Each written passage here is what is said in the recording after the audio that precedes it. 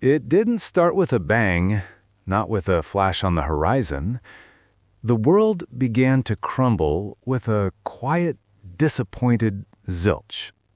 The one that didn't follow when I first unscrewed the cap of a new soda bottle. I laughed back then, chalked it up to a factory defect. The usual thing.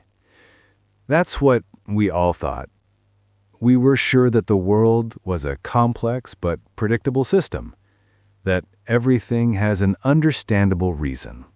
An economic crisis, a political mistake, a virus. We were preparing for big, understandable threats. But it turned out that the foundation of our civilization was not based on concrete and steel, but on an invisible additive in the cheapest and most ubiquitous material on the planet, in a plastic bottle. Antimony trioxide.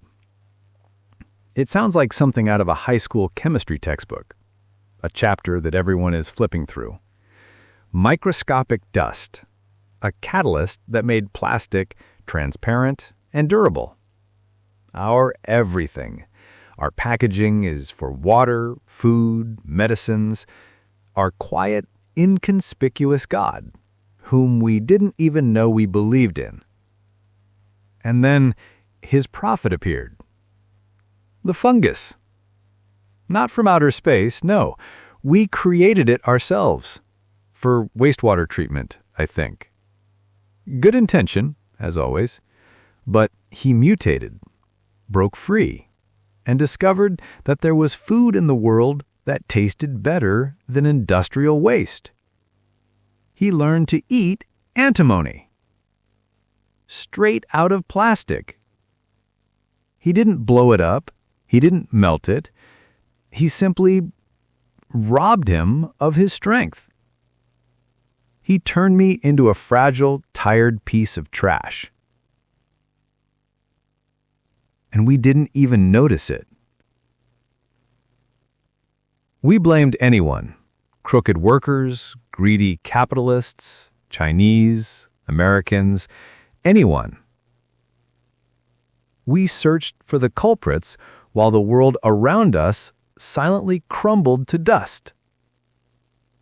It was even funny the first week. The hashtag syndrome of the bottle has soared into the trends. People filmed videos of their cola running out of steam in an hour, memes, jokes, angry posts about corporations. I remember standing in the supermarket and smelling this strange, sticky smell. The smell of cheap sunflower oil. He was everywhere. Whole shelves were dripping with it.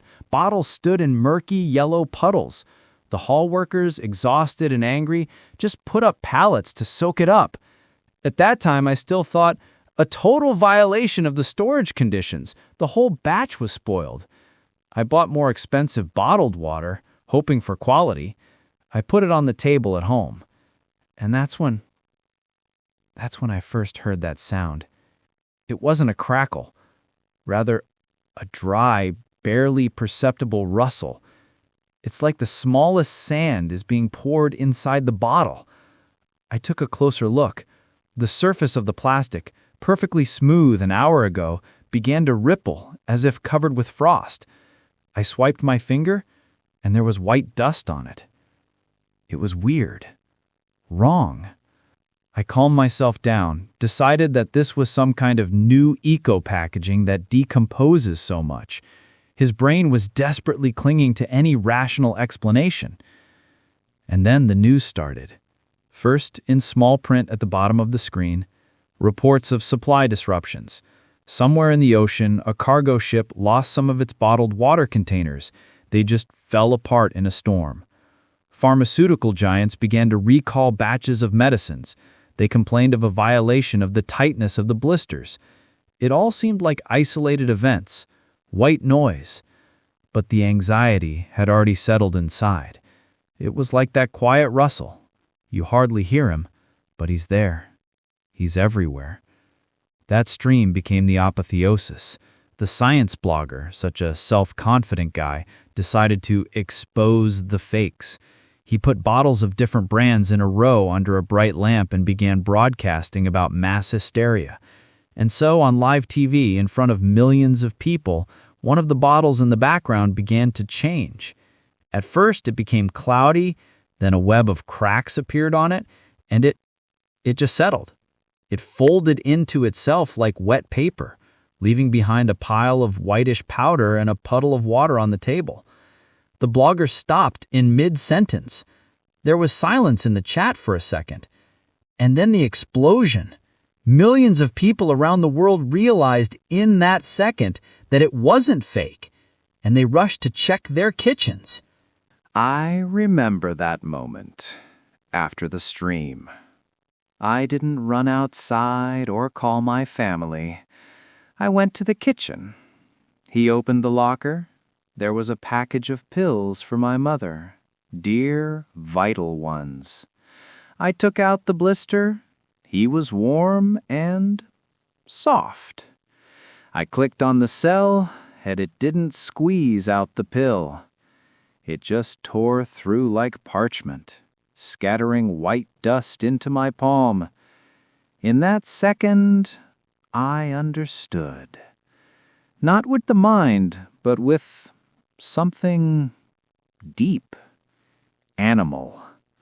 I realized that the world I knew was over. And then I heard a sound, not from my apartment, from the street. First one siren, then the second one, then dozens. They weren't firefighters. They were ambulances and the police. Later, we found out the reason. All hell broke loose on all major highways. Trucks carrying liquids, milk, gasoline, chemicals burst their tanks right on the move. They didn't explode, but they cracked like eggshells. Roads have turned into rivers of milk and fuel. Dozens, hundreds of accidents. The blood supply system of civilization, logistics, has received a total thrombosis. My main fear that night wasn't anarchy, and the silence that comes after the sirens. The realization that no one else is coming. That all the IV hoses in hospitals, all the blood bags, all the syringes are just dust now. There was only one thought, and it was beating in my temples like a crazy pulse. We built a crystal castle, thinking it was made of stone. Now it's different. The chaos subsided. A new routine has taken its place. My day doesn't start with coffee anymore. It starts with a trip to the pump on the square. There's always a queue, silent, focused. The main treasure now is a glass jar, a 3-liter bottle with a Soviet metal lid. My grandmother used to store pickles in them. I laughed at her. This is my life now, my flask, my safe, my currency. We carry these jars like shrines, clutching them to our chests. And the main sound of the new world is not the hum of cars. It's a quiet glass chime. The clink of cans and shopping bags and backpacks when people return home with water. And the main smell? It's the smell of ozone and dust. The cities are standing. Millions of cars, useless monuments to a bygone era, are just standing there. Sometimes I approach them. I look at the faded plastic of the dashboard, which has turned to dust. There's an old smartphone in the glove compartment, a useless piece of trash.